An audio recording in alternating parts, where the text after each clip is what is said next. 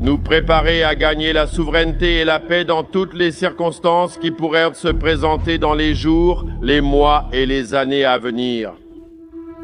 Le gouvernement, y compris celui de Donald Trump, a également annoncé qu'il utiliserait toute sa force contre le régime de Nicolás Maduro au Venezuela. L'annonce a été faite aujourd'hui lors de la cérémonie quasi quotidienne par la porte-parole de la Maison-Blanche, Caroline Lévy. Je dirais en ce qui concerne le Venezuela que le président Trump a été très clair et cohérent. Il est prêt à utiliser tous les moyens du pouvoir américain pour empêcher les drogues d'inonder notre pays et pour traduire les responsables en justice. Le régime de Maduro n'est pas le gouvernement légitime du Venezuela, mais un cartel narcoterroriste, et Maduro n'est pas un président légitime selon cette administration. Il est le chef fugitif de ce cartel qui a été inculpé aux États-Unis pour trafic de drogue dans le pays.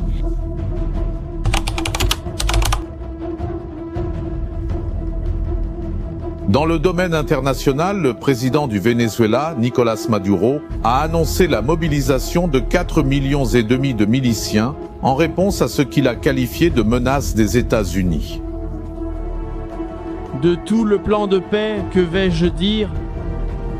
Déployer toute la capacité des miliciens sur le territoire et, par secteur, établir la capacité de la milice nationale bolivarienne.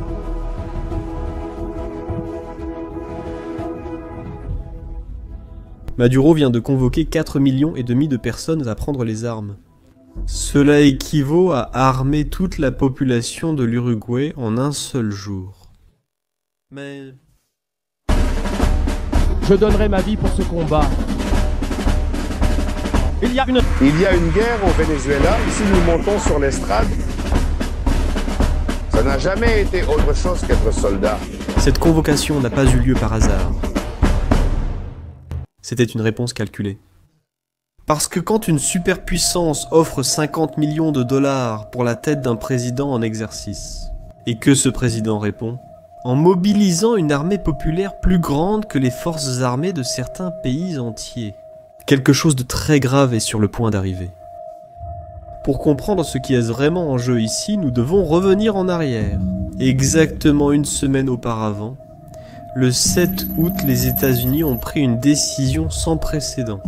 Ils ont augmenté la récompense pour la capture de Nicolás Maduro, de 15 à la somme stupéfiante de 50 millions de dollars. Pour se faire une idée de ce que cela signifie, c'est le double de la récompense qu'ils offraient pour Oussama Ben Laden après le 11 septembre.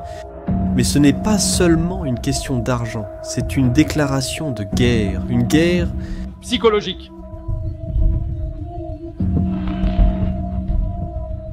C'est comme si l'Amérique disait « Cet homme n'est plus un chef d'État, c'est un criminel recherché ». Et quand vous retirez à quelqu'un le statut de président, vous lui retirez aussi son immunité diplomatique. En d'autres termes, cela ouvre la voie à tout type d'action militaire. La procureure générale américaine, Pamela Bondi, n'a pas lésiné sur les détails en annonçant les résultats de l'opération quelques jours plus tard. Lors d'une conférence de presse qui évoquait plutôt la fin d'une opération contre la mafia, elle a révélé qu'ils avaient déjà saisi plus de 700 millions de dollars en biens liés au président vénézuélien. La liste est impressionnante. 2 jets privés, 9 véhicules de luxe, des villas en Floride et en République dominicaine, un haras, des millions en bijoux. Mais tu veux savoir ce qui est encore plus troublant.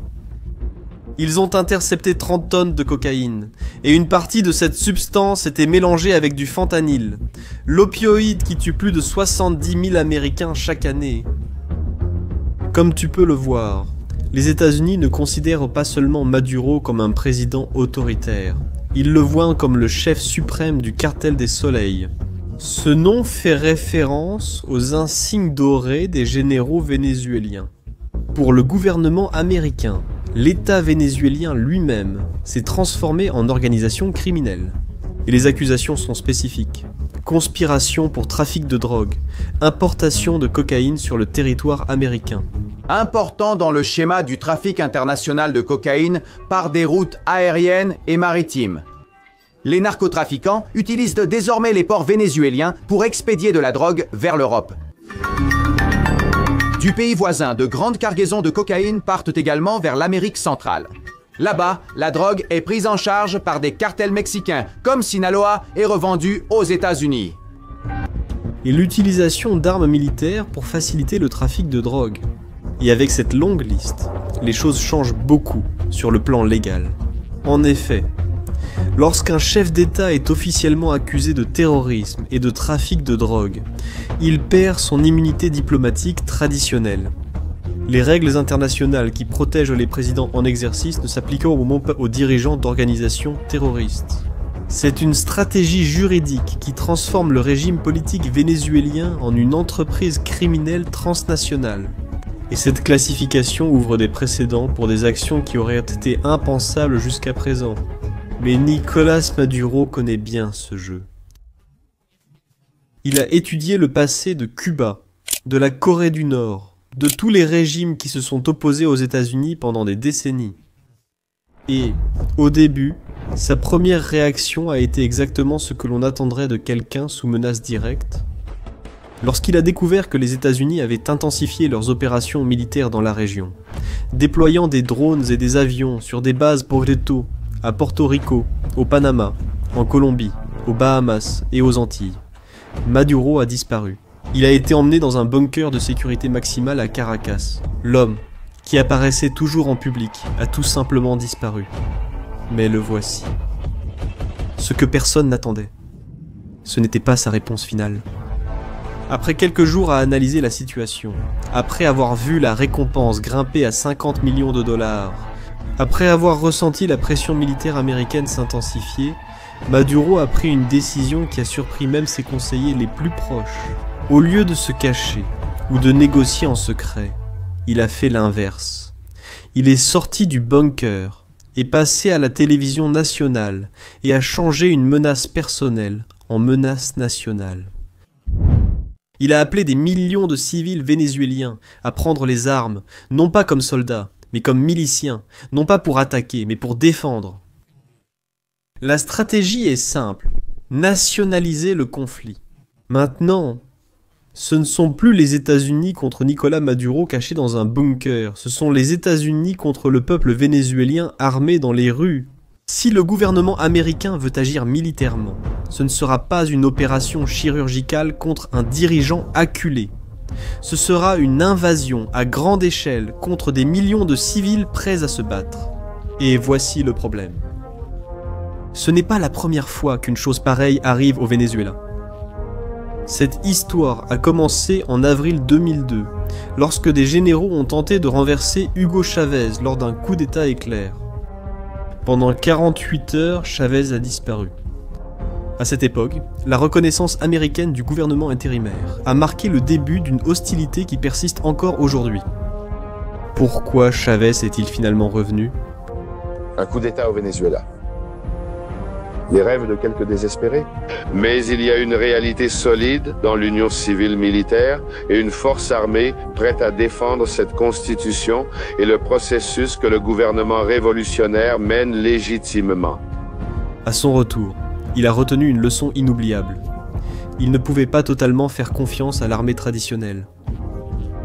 Les généraux ont leurs propres ambitions. Les soldats peuvent hésiter à tirer sur leur propre peuple. Mais une milice civile, avec sa propre idéologie, est motivée. Eh bien, celle-là se battra jusqu'au bout. La milice nationale bolivarienne est officiellement née en 2008, mais son âme est née pendant ces 48 heures d'avril. Et avec cela, Chavez a créé le concept d'union civico-militaire, mélanger des civils armés avec des militaires professionnels. Créer un réseau qui pénètre chaque quartier, chaque usine, chaque communauté rurale. Officiellement, ils sont des réservistes de la force armée nationale bolivarienne. En pratique, ils sont les yeux et les oreilles du régime. Ils sont la première ligne de défense contre les coups d'État.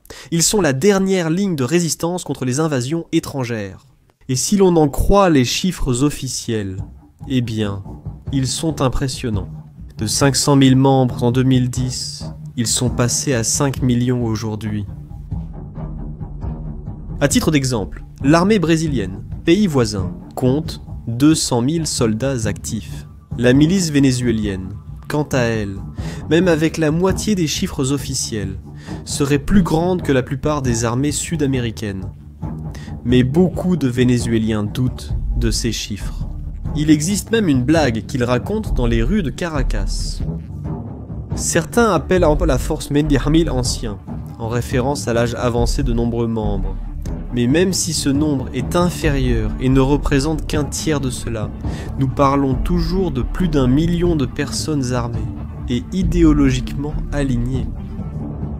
Et cette milice n'est pas seulement destinée à la défense nationale, elle sert aussi à contrôler le peuple, mais d'une manière beaucoup plus sophistiquée. Vous voulez des exemples ? Pendant les manifestations de 2014, c'est eux qui ont démantelé les barricades de l'opposition. En 2019, ils ont bloqué l'entrée de l'aide humanitaire à la frontière avec la Colombie. Ils contrôlent également la distribution des produits alimentaires de base, créant ainsi une dépendance de la population envers le régime. Autrement dit, chaque fois que le régime a besoin de force dans les rues, la milice apparaît. Mais il se passe quelque chose de plus profond. Maduro a fait de sa plus grande faiblesse une force. Il sait qu'il ne peut rivaliser militairement avec les États-Unis. Arrêtez-vous pour y réfléchir. 3 destroyers américains et 4000 fusiliers marins sont arrivés dans les Caraïbes. C'est plus de puissance de feu que toute la force armée vénézuélienne réunie. Une guerre conventionnelle entre les États-Unis et le Venezuela se terminerait en quelques heures. Le résultat, serait prévisible. Maduro sait qu'il n'a aucune chance. Et pour cette raison, il ne se prépare pas à une guerre conventionnelle. Il se prépare à une guerre populaire prolongée et sanglante. Le type de guerre que les Américains ont menée au Vietnam, en Irak et en Afghanistan. Maintenant, le gouvernement américain fait face à un terrible dilemme. C'est parce qu'une opération comme celle-ci, même limitée, peut se transformer en une occupation prolongée contre des millions de guérilleros urbains. Imaginez les gros titres. Les États-Unis envahissent un pays d'Amérique latine. Des milliers de civils tués, des millions de réfugiés. Le coût politique serait dévastateur, le coût économique serait astronomique. Maduro le sait. Ces stratèges ont étudié chaque guerre américaine des 50 dernières années. Ils connaissent les difficultés que les guerres prolongées causent à tous les acteurs impliqués. Cette stratégie, d'ailleurs, porte un nom, le modèle cubain. C'est parce que Cuba a survécu 60 ans face aux États-Unis en utilisant la même formule. Un appareil de sécurité fort, une population mobilisée et le soutien de puissances rivales. Le Venezuela copie essentiellement ce manuel. La convocation de 4,5 millions de miliciens par Maduro, c'est justement cela. Appliquer le modèle cubain. Il essaie de transformer une menace contre lui personnellement, en une menace contre tout le peuple vénézuélien. Mais pendant que Maduro mobilise des miliciens, 30 tonnes de cocaïne ont été interceptées. Pendant qu'il parle de défense nationale, 700 millions de biens ont été saisis. Et pendant ce temps, 20 millions de Vénézuéliens vivent que dans la pauvreté. 8 millions ont fui le pays, et ses opposants sont persécutés. Face à ce scénario explosif, 3 voies possibles s'ouvrent pour le Venezuela. La première, considérée par les analystes comme la plus probable. Cette impasse dure depuis des années. Le peuple continue de souffrir, mais rien ne se résout. Comme cela s'est produit avec Cuba, Maduro reste au pouvoir, avec le soutien de la Chine et de la Russie, tandis que l'économie se détériore peu à peu. Deuxièmement, la pression interne pourrait fissurer le régime. Les généraux pourraient décider que Maduro est devenu un problème. Ici, la propre élite militaire chaviste pourrait décider de le destituer du pouvoir pour sauver leur propre peau. Ce serait un coup d'État interne. Pas de l'opposition, mais de ses alliés, qui refusent d'être des criminels recherchés internationalement. Et troisièmement, et c'est le plus dangereux, un événement accidentel pourrait provoquer un conflit que personne ne souhaite réellement. Comme vous pouvez le voir, cette présence de navires américains dans les Caraïbes, ainsi que des millions de miliciens mobilisés, crée une situation très dangereuse. Une simple erreur de calcul peut avoir de graves conséquences. Maintenant, j'aimerais connaître votre avis. Que pensez-vous qu'il va se passer? Pensez-vous que les États-Unis vont agir militairement ou seulement maintenir la pression économique et diplomatique? Laissez votre avis dans les commentaires. Si vous voulez mieux comprendre ces crises internationales qui affectent toute la région, abonnez-vous à la chaîne et partagez cette vidéo. Plus il y aura de gens qui sauront ce qui se passe réellement, mieux ce sera. Merci d'avoir regardé. À la prochaine.